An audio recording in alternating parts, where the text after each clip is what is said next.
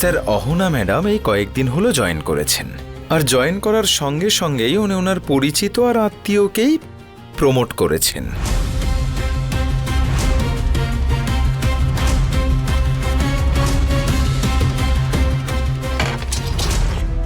কোন কাছের আত্মীয় স্বজনদের কথা বলছেন আপনারা? হ্যাঁ, শুধু মূর্তি তৈরি করে যে টিমটা, তার সঙ্গে আমার পূর্ব পরিচিতি আছে, তাদেরকেই চিনি আমি।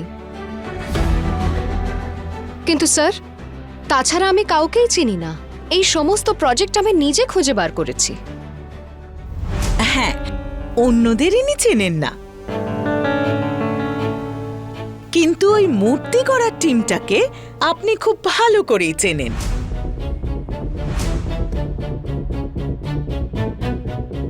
এটা তো অস্বীকার করতে পারেন না আপনি, তাই না? হ্যাঁ, আমি ওনাদেরকে চিনি, আর সেটা আমি নিজেই বলেছি। শুধু চেনেন আপনি?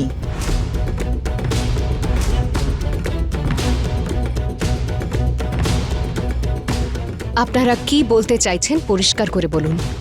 স্যার, আমরা এনকোয়ারি করেছি, আর সরি টু সে, আমরা হেড অফিসেও এই রিপোর্টটা পাঠিয়েছি। ওখান থেকে ইনভেস্টিগেশনে যে কোনো দিন আসতে পারে।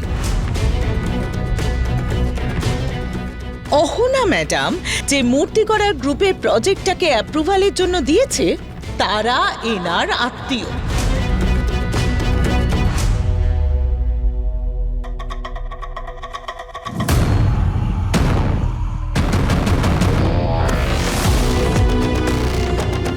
হ্যাঁ, যদি দূর সম্পর্কের আত্মীয় হয় তাহলে। স্যার, শাশুড়ি আর বৌমা কি দূরের সম্পর্ক হয়? আপনার কি মনে হয়? কে কার শাশুড়ি আর কে কার বৌমা? দেখুন স্যার, একজন এমপ্লয়ি যে নতুন জয়েন করেছে, সে আপনাকে মিসলিড করছে। এমনটা নয় যে আমাদের প্রজেক্ট অ্যাপ্রুভ হয়নি বলে আমরা অভিযোগ করছি। ওনাকে সমস্যায় ফেলার বা ওনার নাম বদনাম করার আমাদের কোনো ইন্টারেস্ট নেই, কিন্তু যদি একজন অনৈতিক কাজ করে তো বাকিরাও তো করতে পারে, তাই না? আমাদের তো এটাও মনে হতে পারে যে আপনারা আপনাদের চেয়ারে সুযোগ নিচ্ছেন। যদি আমরা এটা করতাম তাহলে আমাদের চাকরি যেতে পারতো, তাই না স্যার? অহনা, ওনারা কি বলছেন?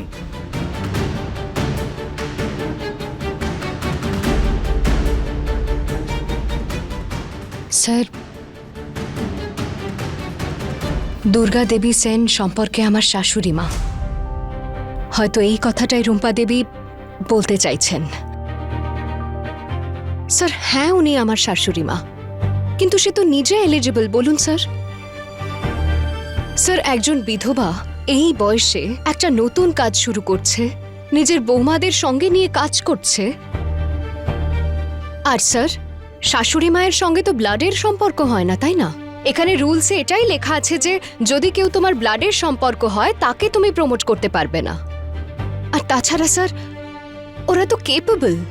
যদি ওদের প্রজেক্ট অ্যাপ্রুভড হয় তো ওদের সঙ্গে সঙ্গে আমাদেরও তো অনেক লাভ হবে।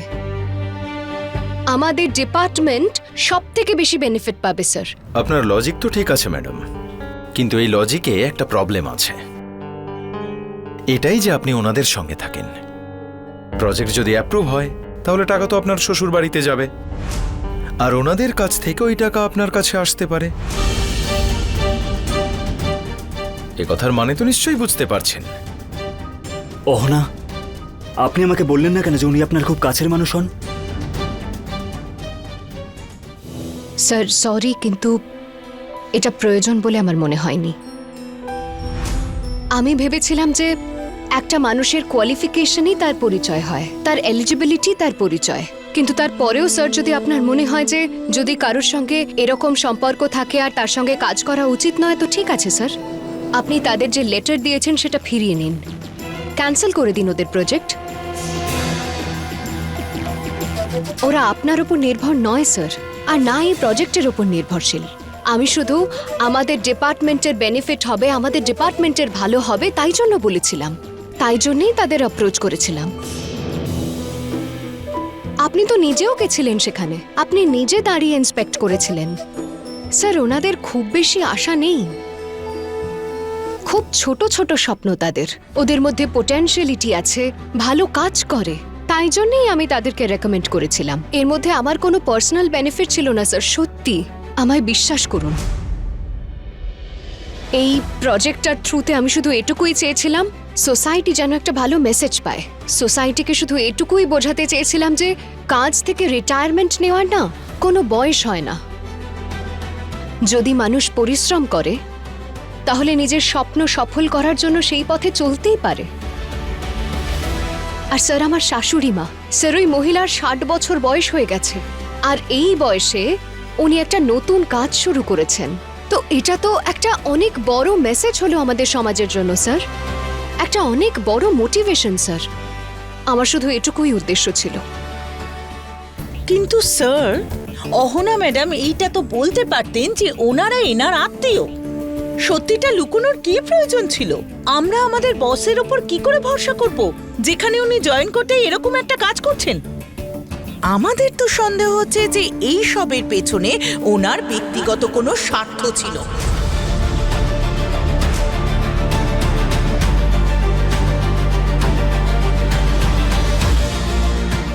স্যার, যদি আপনারও এটা মনে হয় তো আই এম সরি স্যার, আমি ক্ষমা চেয়ে নিচ্ছি। শুধু সরি বললে আর কি হবে স্যার? আমরা ওপরে কমপ্লেন করেছি। ভালো করেছেন, ভালো করেছেন যে আপনারা আমার নামে কমপ্লেন করেছেন। এখন যদি তারা আমাকে শোকজ করে দেয় বা আমার নামে কোনো এনকোয়ারি করে, তো সেটার উত্তর আমি নিজেই দেব। হতেই পারে যে তারা আমার কথায় কনভিন্স হবেন বা হবেন না, কিন্তু তারপরে তারা যা সিদ্ধান্ত নেবেন আমি সেটাই শুনব। কিন্তু স্যার, আমি একটা কথা আবারও বলবো যে এটা করার পিছনে আমার কোনো খারাপ উদ্দেশ্য ছিল না, আর না ছিল এর মধ্যে কোনো আমার পার্সোনাল বেনিফিট, সেসব নেই স্যার। হ্যাঁ স্যার, আপনাকে আমার বলা উচিত ছিল আগে, কিন্তু আমার অকওয়ার্ড লাগছিল। আর আমার মনে হয় স্যার যে কোয়ালিফিকেশনই সবথেকে বড় প্রুফ হয় একটা মানুষের যোগ্যতার। হ্যাঁ, আমার সঙ্গে তাদের সম্পর্ক আছে স্যার, কিন্তু এই বিষয়টাকে আমি অত গুরুত্ব দিইনি, বরং তাদের প্রতিভাকে দিয়েছি স্যার। হ্যাঁ স্যার, এটা আমার ভুল, কিন্তু এই কথা তো আপনাকে মানতেই হবে যে আমার কোনো ব্লাড রিলেশন নেই আমার শাশুড়ি মায়ের সঙ্গে বা কারুর সঙ্গে। আর তারপরেও যদি আপনি আমার হয়ে কোনো স্ট্যান্ড না নিতে চান তো কোনো ব্যাপার নয় স্যার। যদি আমার ওপর চার্জ করা হয় তাহলে সেটার উত্তর আমি নিজেই দিয়ে দেবো। আপনি কিছুদিন হলো জয়েন করেছেন আর আপনার বিরুদ্ধে কমপ্লেন করা হচ্ছে, এখন ইনভেস্টিগেশনও হবে, আর আমাকেও জবাব দিতে হবে যে আমি সবকিছু ভিজিট করে অ্যাপ্রুভ কি করে করলাম। আমি আপনাকে ট্রাস্ট করেছিলাম অহনা। স্যার, আমি তো আপনার ট্রাস্ট ভাঙিনি। আপনি একবার অন্তত ভেবে দেখুন স্যার যে আমি শুধু ওই মহিলাদের স্বনির্ভর করার চেষ্টাই করেছি, আর কিচ্ছু না স্যার। আমি একটা ছোট সুযোগ পেয়েছিলাম স্যার, সেই সুযোগটারই একটা সঠিক ব্যবহার করার চেষ্টা করেছিলাম আমি। যেসব মানুষ ভালো কাজ করে, নিজের পায়ে দাঁড়াতে চায়, তাদেরকে সাহায্য করে, আর সেটাই করেছি আমি স্যার। আর স্যার, আর আপনি কি এটা মানবেন না যে আমাদের ডিপার্টমেন্টেরও এতে অনেক সুবিধে হবে? আমি কাউকেই ভুলভাবে বেনিফিট করার চেষ্টা করিনি স্যার। তারা নিজের যোগ্যতা নিজেরা প্রমাণ করেছে স্যার, আর সেই কারণে আপনিও তাদের প্রজেক্ট অ্যাপ্রুভ করেছেন স্যার। যদি আপনার ওদের কাজ ভালো না লাগতো আপনিও তো ওদের প্রজেক্ট অ্যাপ্রুভ করতেন না, আর না আমি রেকমেন্ড করতাম। আর স্যার, আর এটাই একটা সবথেকে বড় ইম্পর্ট্যান্ট পয়েন্ট আই থিঙ্ক। কিন্তু তারপরেও স্যার আমি বলতে চাই যে এখন যে কালে এত কমপ্লিকেশনস হয়েই গেছে, তাহলে আপনি এই প্রজেক্ট ক্যান্সেল করে দিন স্যার। আর তো কিছুই বলার প্রয়োজন নেই, প্রজেক্ট তো ক্যান্সেল হবেই। যখন কোনো প্রজেক্টের ওপর ইনভেস্টিগেশন হয় তাহলে সেই প্রজেক্ট কোনোভাবেই কন্টিনিউ করা হয় না। আমি জানি, আর আমি এটাও জানি যে প্রথম দিন থেকেই আপনারা আমাকে পছন্দ করেননি, আর তাই জন্যই বদলা নিচ্ছেন, তাই না?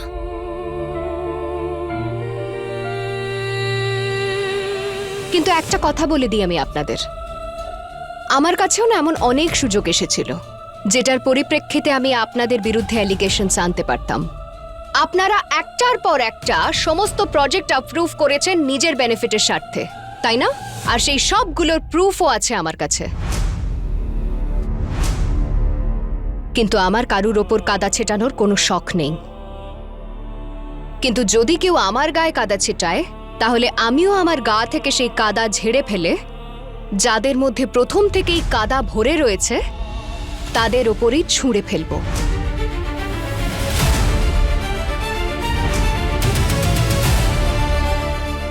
আমি খুব ভালো করে জানি যে আমি নিজের কাজের সঙ্গে কোনো বেইমানি করিনি, আর যদি কেউ আমার সততার ওপর দাগ লাগানোর চেষ্টা করে তো আমিও না অশিক্ষিত নই। সত্যতার সঙ্গে নিজের কথাকে রাখতে আর বলতে খুব ভালো করে জানি আমি।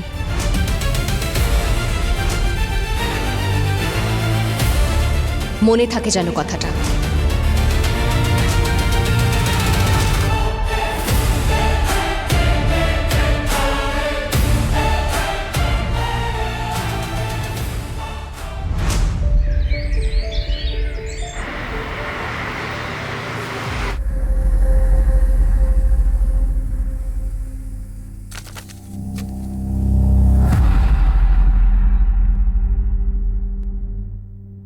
আপনার নামে যে কমপ্লেনটা এসছে সেটা কি আপনি নিজে স্বীকার করছেন না এটাকে অস্বীকার করছেন?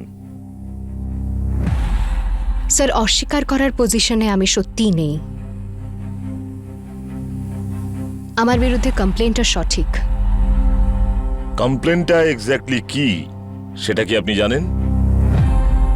ইয়েস স্যার, আপনাদের পক্ষ থেকে একটা কপি এসেছিল আমার কাছে। তাতে এটা লেখা ছিল যে আমি নিজের আত্মীয় স্বজনকে সুবিধে করে দিয়েছি, অনেক প্রজেক্টকে সরিয়ে দিয়ে একটা প্রজেক্ট অ্যাপ্রুভ করানোর চেষ্টা করেছি। তাহলে আপনি আপনার দোষ স্বীকার করছেন? স্যার, এই দোষটা তো যে কেউ আমার উপর দিতে পারে সেটা মানছি, কিন্তু আমার ইন্টেনশনস ভুল ছিল না স্যার।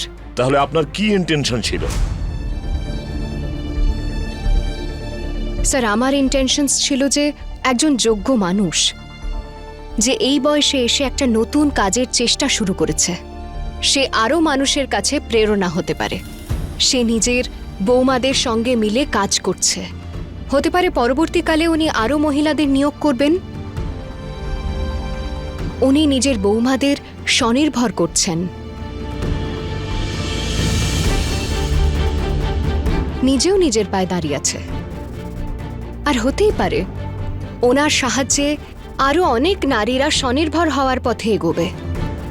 শুধু এটুকুই রিজন নয়, ওনাদের কাজও খুব ভালো, মার্কেটে খুব ভালো ডিমান্ড রয়েছে তাদের। শুধু তারই আধারে আমি ওনাদের এই রাস্তাটা দেখিয়েছি স্যার। আর তাছাড়া স্যার, এখানের তো ক্রাইটেরিয়া আছে, যদি কোনো কাজ সবে শুরু হচ্ছে অথচ ইন্সপায়ারিং, তো সেটাই সবার আগে প্রাথমিকতা পাবে। শুধু এই জন্যেই আমি তাদের এই পথটা দেখিয়েছি স্যার। ওনাদের সঙ্গে আমার পরিচয় আছে কিনা, আমি ওনাদের বাড়ির বউ কিনা, এখানে তো সেসব ম্যাটার করছে না স্যার।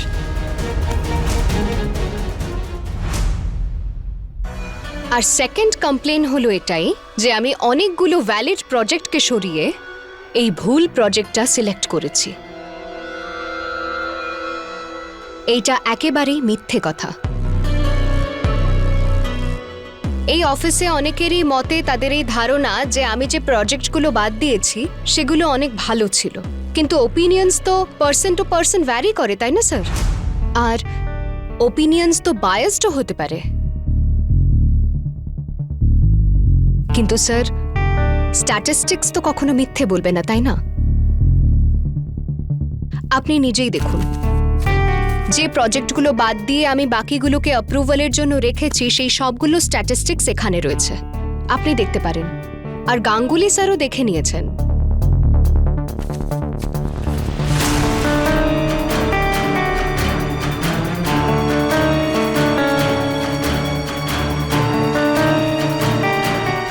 কিন্তু তারাও সেটাই বলছে যে আপনারা তাকে এই সত্যিটা লুকিয়েছেন যে মূর্তির কারিগর যে মহিলা ছিলেন যাকে আপনি নিয়ে এসেছেন তার সাথে আপনার পারিবারিক সম্বন্ধ আছে।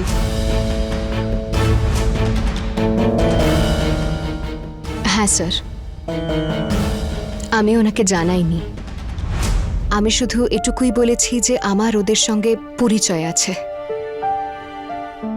কিন্তু আমি এটা বলিনি যে আমি তাদের আত্মীয় বা তাদের বাড়ির বৌমা। এটাই শুধু আমি জানাইনি। কেন আপনি সেটা বলেননি? সত্যি কথাটা কেন লুকিয়েছেন? স্যার এই সত্যিটা না বলার পিছনে আমার কাছে 3টে রিজন রয়েছে। স্যার প্রথম রিজন হলো যে আমার এটা মনে হয়নি যে আমি ওই বাড়ির বৌমা বলাটা এখানে খুব একটা জরুরি বলে। আমার পার্সোনাল ডিটেলস তো অফিসে জমা আছে, আমার অ্যাড্রেসও আছে সেখানে, আর ওনারা ওই অ্যাড্রেস থেকেই অ্যাপ্লাই করেছিলেন। স্যার তাই মনে হয়েছিল যখন সময় আসবে তখন সবাই নিজের থেকেই জানতে পেরে যাবে সবকিছু। দ্বিতীয় রিজন হলো স্যার, এখানের ক্রাইটেরিয়া হলো এটাই যে আপনি ব্লাড রিলেশনের কাউকেই এখানে প্রমোট করতে পারবেন না, কিন্তু তাছাড়া যে কেউ অ্যাপ্লাই করতে পারবে, রেকমেন্ডও করা যেতে পারে। এনারা তো কেউই আমার ব্লাড রিলেশনের কেউ হয় না, তাই না? কেউই নেই। আর স্যার তৃতীয় আর সবথেকে বেশি ইম্পর্ট্যান্ট রিজন, সেটা স্যার এটাই যে আমাদের নারীদের তো কোনো শিকড়ই হয় না স্যার। অ্যাকচুয়ালি আমাদের নারীদের যে কোনো সময় বাপের বাড়ি থেকে বার করে দেওয়া যেতে পারে, শ্বশুর বাড়ি থেকে বার করে দেওয়া যেতে পারে, আমাদের স্বামী, ছেলে, যে কেউ বার করে দিতে পারে। আমাদের এই সমাজে স্যার মেয়েদের কাছে দাঁড়িয়ে থাকার মতো কোনো জমিই থাকে না।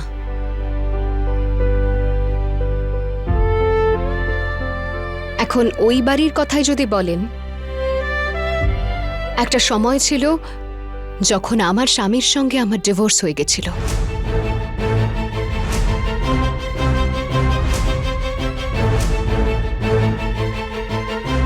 তখন আমি ওই বাড়িটা ছেড়ে দিয়েছিলাম স্যার।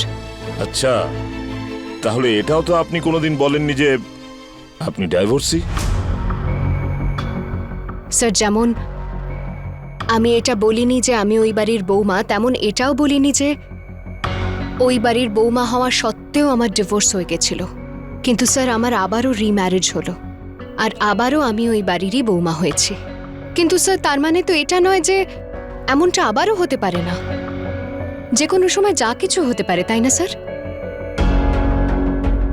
আর তাছাড়া আমি ওই বাড়ির বউ, সেটা তো কোনো পার্মানেন্ট লেভেল হতে পারে না স্যার। সেখানে বৌমা, শাশুড়ি মা, মেয়ে সবাই একসঙ্গে কাজ করে। তো আমার কাছে তো তাদের আসল পরিচয় সেই 5 জন স্বনির্ভর নারী। আমার কাছে এটাই তাদের পরিচয় স্যার। হয়তো আপনার এটা মনে হতে পারে যে আমার দৃষ্টিভঙ্গি ভুল, তো তার জন্য আপনি আমাকে যেটা শাস্তি দিতে চান দিতে পারেন স্যার, আমার কোনো আপত্তি নেই। আর এমনিতেও যখন আমি জন্মেছিলাম তখন মায়ের পেট থেকে তো চাকরি নিয়ে বেরোইনি আমি জানি যে এই চাকরিটা যে কোনো সময় চলে যেতে পারে। কিন্তু হ্যাঁ, একটা ব্যাপার আছে, আমার ভিতরের প্যাশন সেটা কখনো শেষ হবে না। কাজ করার মনোবল সেটাও আমি কখনো শেষ হতে দেব না স্যার। ব্যাস ভগবানের কাছে শুধু এইটাই প্রার্থনা করি আমি স্যার, যখন একটা স্টেবল জব চলে যাবে আর একটা আনস্টেবল জীবন আমার সামনে থাকবে না, তখনও আমি কাজ করেই নিজের পায়ে দাঁড়ানোর চেষ্টা করব স্যার। শুধু এটাই আমি ভগবানের কাছে প্রার্থনা করি। স্যার, যদি আমরাই সবকিছু করতাম তাহলে আমাদের শাস্তি দেওয়া হতো, তাহলে ওনাকে কেন শাস্তি দেওয়া হবে না? ম্যাডাম, আপনি এনাকে শাস্তি দেওয়ার জন্য এত উৎসুক হয়ে আছেন কেন? আমি তো এখনো পর্যন্ত কোনো ডিসাইড করিনি যে ওনাকে কি শাস্তি দেওয়া হবে। একটু ধৈর্য ধরে থাকুন, এত উৎসাহী কেন? রোহিত, তুমি কি কিছু বলতে চাও? স্যার, অহনার সাথে আমার কিছুদিনের মধ্যে ভালো সম্পর্ক তৈরি হয়েছিল। আমার খারাপ লাগলো যে উনি আমাকে মিথ্যে কথা বললেন। যদি উনি আমাকে সব সত্যিটা বলতেন তাহলে আজ এরকম একটা দিন দেখতে হতো না স্যার। স্যার আপনি প্লিজ খারাপ ভাববেন না, কিন্তু আমার সত্যিই মনে হয়নি যে ওই বাড়ির আমি বৌমা এটা বলাটা খুব একটা প্রয়োজন বলে। কিন্তু আমি এই সমস্ত রিলেশনশিপে বিশ্বাসই করি না স্যার। আজকে আমি ওই বাড়ির বৌমা, কাল হতে পারে আর থাকবো না। একবার ছিলাম না, তারপর রিম্যারেজ হলো। হতেই তো পারে আবারও এমনটা হবে, বা হয়তো সবকিছু বদলেও যেতে পারে।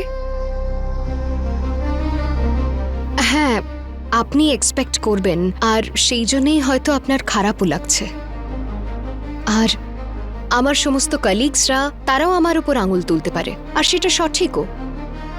কিন্তু আমি এখনো কারোর উপর আঙুল তুলিনি।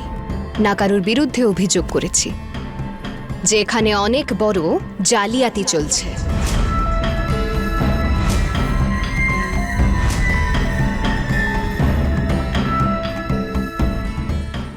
টাকার খেলা চলছে এখানে। টাকার জন্য প্রজেক্টস অ্যাপ্রুভ করা হচ্ছে। আর এটুকুই নয়, অনেক প্রজেক্টস তো কাটমানির জন্য অ্যাপ্রুভালের লাইনে রয়েছে।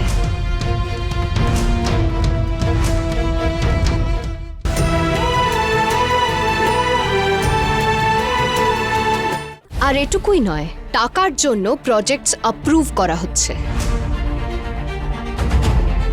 অনেক প্রজেক্টস তো কাটমানির জন্য অ্যাপ্রুভালের লাইনে রয়েছে।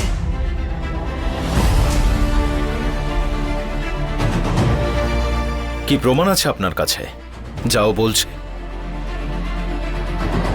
প্রুফ ছাড়া কোনো কথা কোথায় টেকে স্যার? আর অফিশিয়াল ব্যাপারে তো একেবারেই নয়। তাই প্রুফ তো রাখতেই হবে। আর প্রুফ আছে আমার কাছে। কোনো প্রমাণ আছে আপনার কাছে এটার? হ্যাঁ স্যার, প্রমাণ আছে আমার কাছে।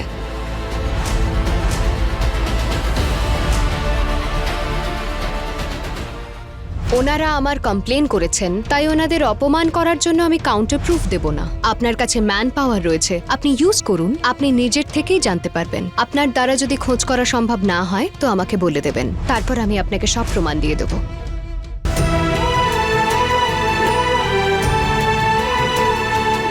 দেখুন স্যার, আজকে ওনারা আমার নামে কমপ্লেন করেছেন, তাই ওনাদের অপমান করার জন্য আমি কাউন্টার প্রুফ দেব না। স্যার, আপনার কাছে ম্যান পাওয়ার রয়েছে, আপনি ইউজ করুন। আপনি নিজের থেকেই জানতে পারবেন। যদি তারপরেও আপনার দ্বারা যদি খোঁজ করা সম্ভব না হয় তো আমাকে বলে দেবেন, তারপর আমি আপনাকে সব প্রমাণ দিয়ে দেব। কিন্তু আজ এখন এই মুহূর্তে নিজেকে বাঁচানোর চক্করে ওনাদের সঙ্গে আমি খারাপ করতে পারবো না।